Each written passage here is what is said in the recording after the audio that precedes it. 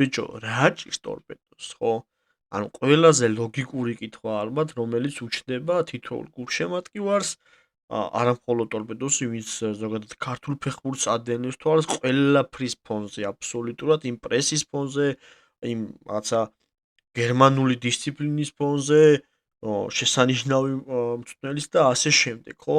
მინდა რომ ამ ვიდეოში, ასე ვთქვათ, ეს თემა ბოლომდე გავშალოთ, მიმოვიხილოთ ვინ არის საერთოდ შუსტერი, ასე ვთქვათ, ვისაუბრებ ასევე დინამო ბათუმი ტორპედოს მატჩზე და მექნება რამდენიმე მომენტი, სადაც უშუალოდ ჩემს სათქმეს დავაფიქსირებ მკაფიოდ და სხვათა შორის გულის ტკივილსაც ასე ვიტყოდი. მივყვეთ ეპიზოდს, მანამდე გთხოვთ რომ გამოიწეროთ ჩემი არხი, დაალაიქოთ ეს ვიდეო, დამიწეროთ კომენტარები და გქონდეს ძალიან ჯიგრული საფეხბურთო კომუნიკაცია ერთმანეთში. ვინ არის დირკ შუსტერი? მოდი ამაზე დავიწყოთ საუბარი, მიუხედავად იმისა, რომ სასწაული პრესით მოვიდა ტიპი საქართველოში და გოუთი ეგონა ყველას და გონია დღემდე, რა ვიცი, ჩემი აზრით ნამდვილად არ არის გოუთი რა. ელემენტარულ ციფრებზე ვისაუბროთ, თუ რა ბექგრაუნდი და რა წარსული აქვს ამ ადამიანს. საერთოდ არ მაინტერესებს მაგის დაშტადი, რო სიმართლე გითხრათ, იმიტომ რომ ის რაღაცა ყველა მწვრთნელის კარიერის განმავლობაში აქვს ის რაღაცა ეპიზოდები, სადაც კაი სეზონს ატარებს. თავარია სტაბილურობა, ხო? მწვრთნელი ფასდება სტაბილურობით. რამდენად შენ შეგიძლია 1, 2, 3, 5 წელი სტაბილურად იყო გუნდში და რაღაცა შედეგები დადო. დავიწყოთ დაშტადით, ხო? რომელიც არ ვიცი, თურმე გვარდიოლას დროს ბუნდესლიგაში ტიპი იყო, დაასახელეს საუკეთესო მწვრთნელად. 128 მატჩი იყო მწვრთნელი, ასე ვთქვათ, თავარი მწვრთნელი. ნუ 60 მოიგო, 51 იფრე, 37 წააგო. ნუ არც თუ ისე ცუდი შედეგი არ არის, მაგრამ შეფასება ჰქონდა 1 და 6. ტიპს თავის კარიერის განმავლობაში, სადაც მწვრთნელად ყოფილა, ყველაზე მაღალი შეფასება აქვს 1 და 7. ანუ თუ სტაბილური მწვრთნელი ხარ, ხო? ბევრმა იცის და არ არის ეს რაღაც ახალი გამოგონება, მინიმუმ 2 მაინც უნდა გქონდეს რეიტინგი ტრანსფერმარკეტზე შეფასება. მე იყო აუგსბურგში, ისე დაფტაჩი, მე აუეში და მივიდა კაიზერსლაუტერში. აი ეს არის ჩემთვის ყველაზე ასე ვთქვათ, გარდამტეხი მომენტი ამ თვენთან დაკავშირებით, იმიტომ რომ იყო ბუნდესლიგა 2-ში, იყო 53 მატჩი, შეფასება აქვს 1 და 38. მისი ბოლო კლუბი იყო ეს და აი მეცინება ან როგორ თქო, რომ ტეხავს, როცა 53 მატჩი და 19 მოიგე, 16 იფრე, 18 წააგე, ნუ ეს არაფერი ოკეია. გოლების შეფასება 83-80, ანუ +3 გაქვს. მიუხედავად იმისა, რომ 19 მატჩი მოიგე, ან მე მგონი თამაში არ ჩაუტარებია, სადაც გოლი არ აქვს მიღებული. არ ვიცი, ხა შემიძლია გადავხედო უბრალოდ და ვნახო, მაგრამ აი ამ სტატისტიკიდან გამომდინარე, თითზე ჩამოსათვლელი მატჩები იქნება, სადაც გოლი არ გაუშვა. ეს ერთი. ამის სტატისტიკებზე რომ მოვუჩეთ ზოგადად საუბარს. ეხლა გადავიდეთ ტაქტიკაზე. როდესაც შენ კარიერის, ასე ვთქვათ, პიკში, როდესაც ძალიან ძლიერი ხარ და სტაბილურობა გიჭირავს და თამაშობ 4 წელიანი ტაქტიკის ფორმაციით, იგივე 4-1-4-1 ხშირად თამაშია, 4-4-1-1, 4-2-3-1. ნუ არა აქვს ამას არსებითი მნიშვნელობა, აი ეს რაღაცა მისი ტაქტიკა, რაც ვნახე და მოვიკვლიე და ასე ვთქვათ, ცნობილი გამოცემების კომენტარები წავიკითხე ამ პიროვნებასთან მიმართებაში. ძირითადად არის 4-4-2 თავისი განშტოებებით რა, 4-4-1-1-ს ყველაზე დიდ პატივსაცემს, ნუ ფურცელზე 4-2-3-1 ფორმდება. ეს ყველაფერი როგორც დღეს ქუთაისის ტორპედოში არის. ამის შემდეგ შენ მიდიხარ კაიზერსლაუტერნში და თამაშობ 3-4-1-2-ს. ანუ 5 წელი თუ 4 წელი თამაშობ 4 წელიან ტაქტიკას და თვლი რომ ამ თემაში ძალიან ძლიერი ხარ, წკაპუცე მიდიხარ ბუნდესლიგა 2-ის გუნდში და ესე რაღაცა ჰაერზე ცვლი ტაქტიკა, ზოგ თამაშს 3 წელიანს ათამაშებს, ზოგ 4 წელიანს და ასე. მე ამ საკითხში ძალიან კრიტიკული ვარ, პირდაპირ ვიტყვი რა. სისულელეთ მიმაჩნია ყველა, ან სულელეთ მიმაჩნია ყველა ის ხნელი, ვინც ასე ტაქტიკებით თამაშობს. და რას გულისხმობ ამაში? გუნდისთვის არის ურთულესი. ანუ როგორ შეიძლება შენ თამაშობდე 4-4-2-ს მიუხედავად იმისა, რომ ფანტასტიკურად შეგიძლია შეუტიო 3-4-3, 4-4-2-ში და გამოხვიდე მე დომინანტი ტაქტიკით 5-3-2, 3-4-1-2, 3-4-2-1. არ აქვს ამას მნიშვნელობა. ანუ რადიკალურად სხვა სტილია, ხვდებით? პრესინგი სხვა არის, შეტევა სხვა არის და ასე შემდეგ. და ეს კაცი ამას აკეთებს. მოვიდა ქუთაისის ტორპედოში, მე რომ მეგონა პირდაპირ ვიტყვი, რომ მიუხედავად იმისა, რომ არ მომწოდა ის ტიპკინიც რაღაცა ის 3-4-2-1-ები და მე ის ანალოგიურს აკეთებდა სხვათა შორის. მაინც მეგონა რომ სამცველიან ტაქტიკას ითამაშა ტორპედოში, იმიტომ რომ მაგის საშუალება გუნდს აქვს საკმაოდ კაი ვინგერები ყავს, 10-იანის და ასე ვთქვათ უკანა შემტევებიც იდეალური სტრაფები, რაღაცა ნომინალური ძიმე ფორვარდი, რასაც ქვია, იდეალური, მოდი ვთქვათ, ეროვნული ლიგის ფონზე, მაგრამ მაგაზეც ვისაუბრებ. შემდგომში მან ეს არ გააკეთა. დაიწყო ისევ იმით, ანუ ბოლო წელიასაც თამაშობდა, ის საერთოდ დაიკიდა. დაიწყო ისევ იმ ტაქტიკის თამაში, რითაც ტოპი იყო გერმანიაში დარდაჩი. მაგრამ საერთოდ არაფერი ეტყობა გუნდს ამ ტაქტიკის. საერთოდ. ანუ ჩვენ რო ჩაუჯდეთ და გავაანალიზოთ და ის ფუნდამენტური პრინციპები, რაც ამ ტაქტიკას გააჩნია, გუნდს არ აქვს. შენ როდესაც თამაშობ 4-4-1-1-ს.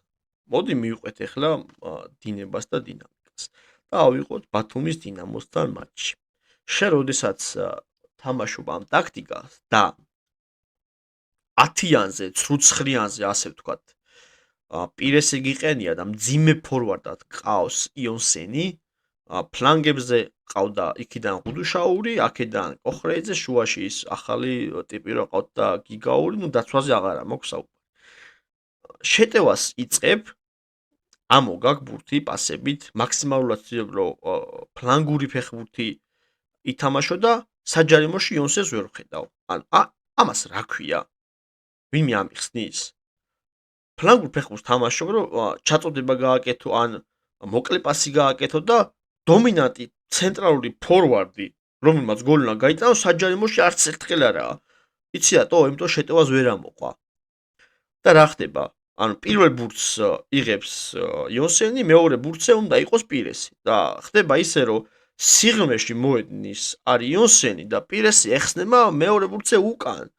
და ყველა ბურთს და ყველა ფეხბურთელი ტორპედოსი ცველიდან დაწყებული, რა ვიცი, აპონი დამთავრებული ეძებს იონსენს, რომ პირველი პასი მაგაზე გააკეთოს იმან დააგდოს და შემდეგ გაიშალოს ფლანგზე ფეხბურთი. ბიჭო, ძალიან ბანალურია რა. ანუ გერმანული გამოცდილების მქონე კაცისთვის, ვინც გვარდიოლას დროს ბუნდესლიგაში ტოპი იყავი, ტეხავს. ეს არის ბანალური ფეხბურთი. რომ მთელი გუნდი ეძებდეს იონსენს, იმან დააგდოს, მერე გაიშალოს და ყველაზე სისულელე და საღადაო რაც არის, რომ იონსენი უნდა აყვეს შეტევას, ვერ ასწრებს უბრალოდ. რომ საჯარიმოში შევიდეს და ბურთს ითხოვს საჯარიმოს გარეთ, საიდანაც ნულია. მოდი შევთანხმდეთ მაგაზე. რა ვიცი. ეხა უბრალოდ განახებთ ფაქტებს, ვიდეოებს, კიდე გავაანალიზებ, ეს უბრალოდ შესავალი რაღაცა პოდკასტური გამომივიდა, მაგრამ ეს სათქმელი აუცილებლად უნდა მეთქვა რა. მოდი დავიწყოთ გერმანული დისციპლინით და დავიწყოთ გერმანული გეგენპრესინგით, რაც ალბათ დირკ შუსტერის ერთ-ერთი მთავარი იარაღი უნდა ყოფილიყო და უნდა იყოს ეროვნულ ლიგაში. ეხლა მე ჩავთავ ეპიზოდს და მივყვეთ დინამიკას. დააკვირდით გადაადგილებას პერესი, იონსენი, ღუდუშაური. და ასევე მარჯვენა მცველის. ნახეთ უბრალოდ რა მარტივად სამი პასით 5 ფეხბურთელი მოიჭრა. აი ამაზე უბრალოდ ნატრულობენ ტოპ გუნდები, რომ ეს ამოდრენ და მომაკვდინებლები არიან უბრალოდ ამ შემთხვევაში, ნუ ბათუმის დინამო ვერ შეძლო რაღაცა ღირებული შექმნა ამ ამოსვლით, მაგრამ კიდე ერთი საინტერესო ფაქტი რა არის რა, ანუ კონტრპრესინგზე გუნდმა ბურთი დაებრუნა, იონსენი ამოვიდა იქიდან ღუდუშაური რამაგრა გარბოდა და იქიდან გამომდინარე, რომ საკმაოდ ძიმე ფორვარდია, ვერც კი დატრიალდა, ანუ დატრიალებაც ვერ მოასწრო რა. თუ შენ, ასე ვთქვათ, მოდი ხაზი გავუსვათ ერთ რაღაცას და მკაფიოდ ვთქვათ, თუ შენ გინდა დინამიური ფეხბურთი ითამაშო, მაღალი პრესინგი ითამაშო და გადაადგილებები ქონდეს ისეთი, რომ შენ მეტოქეს დაასწრო, ასე თქვა და იძულებული გახადო ბურთი მოაშორებინო, მაშინ მძიმე ფორვარდით არ უნდა იწყებდე თამაშს. ეს ერთი. მერე მეორე. როდესაც მძიმე ფორვარდი ყავს და იმას ავალებ ჩამოყვეს დაცვას, ასე თქვა, მეტოქე გუნდი შეტევის დროს ჩამოვიდეს და პას მაგას უკეთებ და ისევ მძიმე ფორვარდიდან ცდილობ შეტევა გახსნა და დაიწყო, ეგეც ისრულეთ მიმაჩნია, იმიტომ რომ უჭირს აი ამ კონკრეტულ მონაკვეთშიც ნახეთ, რომ უჭირს ტრიალი, არ არის სწრაფი, ის რაღაცა გადაადგილებები და შესრულების მანერა არ აქვს მძიმე ფორვარდს. მძიმე ფორვარდი არის იმისთვის, რომ შეუქმნა მომენტი შეაგდოს. აი ამ შემთხვევაშიც მაგასთან გვაქვს საქმე. აი ეს ეპიზოდი არის ჩემი საყვარელი ეპიზოდი მთლიანი მატჩიდან. ნახეთ, წერან ზოგადად ჩემ არხზე ყოველთვის იმას ვამბობ, რომ უბურთო გადაადგილებას და ზოგადად გადაადგილებას ფეხბურთში ოქროს ფასი აქვს. გარდა ამისა, პრესინგი რა არის, ხო? პრესინგს რო აკეთებ და მეტოქეს იძულებული ხდი, რომ შეცდომა დაუშვას და ბურთი შენ ჩაიგდო ხელში, ამ ბურთს რო ჩაიგდებ ხელში, უნდა ეცადო და დამუშავებული უნდა გქონდეს ეგ, რომ როგორ გაშალო ეგრევე შეტევა. ხო? აი ამ მონაკვეთში ეხა ჩავრთავ ვიდეოს და მივყვე დინამიკას, უბრალოდ დააკვირდით შემსრულებლებს ამ ყველაფრის, დაიკარგა ბურთი, აიღო ტორპედომ და რა ხდება? აი ნახეთ უბრალოდ. იდეალურად მოიპარეს, იდეალურად მოხდა ყველაფერი, მიუხედავად რომ საშინელი პასი გააკეთა ბათუმისელმა, ნახე რა ხდება. რაკეტასავით ჩაირბინა მარჯვენა მცველმა და იონსენი და ის აპორნი რასაკეთებენ, უბრალოდ ჩემამდე არ დადის, ამ პირეს მანდრა უნდა, საერთოდ არ ვიცი, ან ვარლეის ქონდა რამდენიმე არჩევანი, ხო? აი აქ როცა შერბის მარჯვენა მცველი, მიუხედავად იმისა, რომ იმ კუთხეს უკეტავენ სიტყვას, იქ პასი გარდაუვალია გაზრდოს, ამ კუთხური იქნება, ანუ დარტყმა გარიდან. ფორვარდი, ცენტრალური ფორვარდი, ძიმე ფორვარდი, რომელზეც აგებული არის მთლიანი მატჩი, რომ მაგა უნდა შეგისრულოს დავალება, შეაგდოს გოლი და ასე შემდეგ. საჯარიმოშიც კი არ შედის და რჩება, მიუხედავად ხედავს, რომ იმ პასზე ხო თავისუფლად შეუძლია აპორს მივიდეს. ანუ ამას რა ქვია, არ ვიცი. შეიძლება ინსტინქტის დონეზე არის და მე ვაზვიადებ რაღაცეებს, არ ვიცი. მაგრამ ძალიან ცუდად ხდება ეს თვალში. არა მხოლოდ ამ მომენტში, სხვა ვიდეოებიც მაქვს და მაგაზეც ვისაუბრებ, რომ თუ შენ, არ ვიცი, როგორ ვთქვა კიდე როგორ გაუსვა ხაზი. თუ შენ თამაშობ შემტევ სტილს, აგრესიულ პრესინგს, ფლანგურ ფეხბურთს, რას ნიშნავს ეს? რომ გამტანი ხო გინდა გოლის, ან ვიღაცამ ხო უნდა დაგისრულოს შეტევა და შეაგდოს და თუ ისევ ფორვარდით არ აკეთებ ამას, თან მძიმე ფორვარდს აყენებ, ანუ რადგინა საერთოდ ძირითად შემადგენლობაში მძიმე ფორვარდი, ან საერთოდ ფორვარდი რადგინდა? თუ ისევ 10-იანზე ყოფ პირეს აკეთებინებ ეგრეთ წოდებულ ატმორებს, ჩარბენებს და ყველაფერს, ანუ საჯარიმოშიც ისაა. და მძიმე ფორვარდი საჯარიმოს გარეთ არის. ანუ რადგინა მაშინ, რატო აყენებ სასტარტოში? ან საერთოდ რადგინა ესეთი ფორვარდი თუ შენ სათამაშო სტილში აჟდება, ხო? ლოგიკურია. არ ვიცი, ანუ დააკვირდით. სხვა კომენტარს ნამდვილად ვერ გავაკეთებ რა. მივყვეთ ჩვეულებრივ ეპიზოდს, ისევ ანალოგიური ბურთი ხო ცენტრში საერთოდ არ ჩერდება. წამოვიდა ისევ ფლანგზე, ისევ პირესი არის. მად, ну ოკეი. ამჯერად მართლა შევიდა საჯარიმოში და არ გამოვიდა, ასე ვთქვათ, კარგი. ნახე რა მაგრა აკეთებენ. ანუ ამას მართლა მაგრად აკეთებს ტორპედო. ამ უჭიმოას პრესინგს, ამ აგრესიას, მაგრამ მე რა ხდება, არიციან თითქოს იგეთი შთაბეჭდილება მჩება, რომ არიციან რა გააკეთონ უბრალოდ რა. აი სხვანაირი შეფასებას ამას ფიზიკურად ვერ გაუგეთ. გადავიდეთ ახლა მეორე ტაიმის ეპიზოდებზე და მთელი პირველი ტაიმი ხო ტორპედო იმას ჩარიჩობდა, რომ მაღალი პრესინგი ეთამაშა, ბურთი მოეპარა, სიტყვაზე ზამბარა გაეკეთებინა, ცენტრში მაქსიმალურად შეებოჭა მეტოქე, შეეტყუებინა და სწრაფი კონჩიტევა გაეკეთებინა და მთელი ასე ვთქვათ პირველი ტაიმი იონსენი იყო უკან და ყველა ბურთზე გარბოდა პირესი. მეორე ტაიმში რადიკალურად შეიცვალა ეს ყველა, პირესი უკან ჩამოვიდა. ну ოკეი და იონსენი გახდა გადმოგდებულ ბურთზე, ასე ვთქვათ, კონჩეტევაზე და რა სხვა შეტევითი ხასიათის რაღაცა ფორმაციაში გახდა დომინანტი ტიპი. აი არ ვიცი როგორ თქვა რა. ჩავთავ ეხლა ეპიზოდს და ისევ მივყვეთ დინამიკას. აუც აწოდებს ბათუმი არაფერი არ ხდება ჩაულებრივი, აი ამ მომენტში ბურთი დაიკარგა და ტორპედომ უნდა დაიწყოს კონჩეტევა. ნახე პირესი სად არის და იონსენი იწყებს კონჩეტევას, ძიმე ფორვარდი, ანუ სხვა რა კომენტარი გავაკეთო ამაზე, მართლა არ ვიცი რა. თუ გინდა შენ სიტყვაზე რაღაცა ხო უნდა აირჩიო ადამიანმა. რა სტილს თამაშობ, ხო? არის შერეული სტილი, არც რო უტევ ძალიან, არც ოჩამჯდარი ხარ და მაქსიმალურად ცდილობ რომ რაღაცა კონკრეტული მომენტი გამოიყენო. არის ზედომინანტური სტილი, არის დომინანტური სტილი, არის კონჩეტევაზე მოთამაშე გუნდი. რაღაცა ისეთი თავეჭდილება შეება რომ შუსტერი ცდილობს რაღაცა ნეიტრალური დაიჭიროს და ფეხბურთელების ინდივიდუალური ოსტატობით რაღაცა თამაშები მოიგოს. როგორც ასეთი გუნდური შეტევა, რაღაცა სტილი ამ გუნდს ხოდ პრესინგი აქვს, რასაც მე უყურებ. ოკეი, პრესინგზე ვთანხმდებით, რომ გუნდი იდეალურად აკეთებს, მაგის იქით რა ხდება? არაფერი არ ხდება, ხო? სისულელია მძიმე ფორვარდით კონტრის დაწყება. სისულელია ასევე 4-4-2-ში მიუხედავად იმისა, რომ სწორად აკეთებ ამას, მივმართავ თიქშურზე, სწორად აკეთებ ამას, ოკეი, ფლანგური ფეხბურთი კარგია, მაგრამ საჯარიმოში რატო არ შედის ძიმე ფორვარდი, ვინ შეტევა უნდა დაგისრულოს? აი ეს არის ამომავალი წერტილი. მაშინ შენ თუ ცდილობ იმას, რომ შეტევითი სტილი ითამაშო მძიმე ფორვარდის გარეშე, მაშინ რატო აყენებ? ხო, ლოგიკურია, რატო აყენებ ძირითად შემადგენლობაში? თუ ისევ მოძრავ ცრუცხრიანს აკეთებინებ რეალურად ფორვარდის საქმეს. ანუ ეს არ მესმის. შეიძლება რაღაცა გადაწყვეტილება ამ კონტრაქტში წერია, არ ვიცი.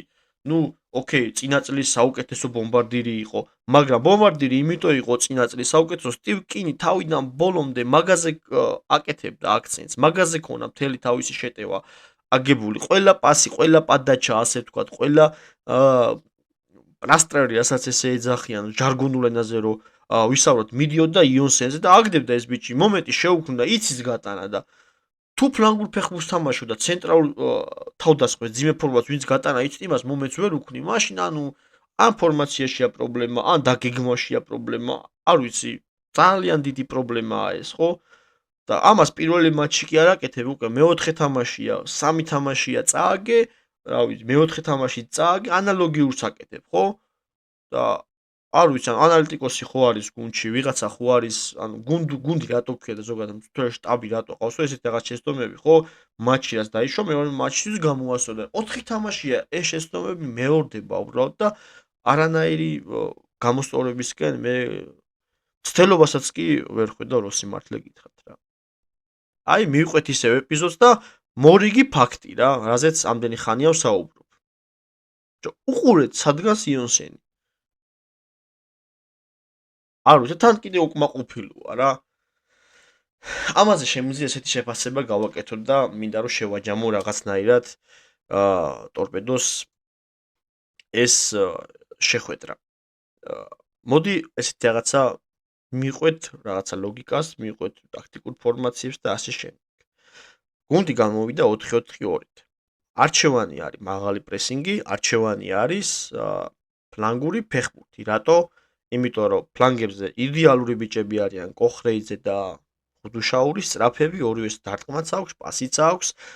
ნუ თანხმდებით იმაზეც, რომ შემადგენლობა არის იდეალური. მე ფეხბურთელებს საერთოდ არ ვეხები, იმიტომ ფეხბურთელები ასრულებენ მწვრთნელის დავალებას. თან არიან ისეთი ბიჭები, დარწმუნებული ვარ, რომ უსმენენ ამ კაცს და რაღაცა მექანიკურად არ გადაადგილდებიან მოედანზე და ასრულებენ მწვრთნელის დავალებას.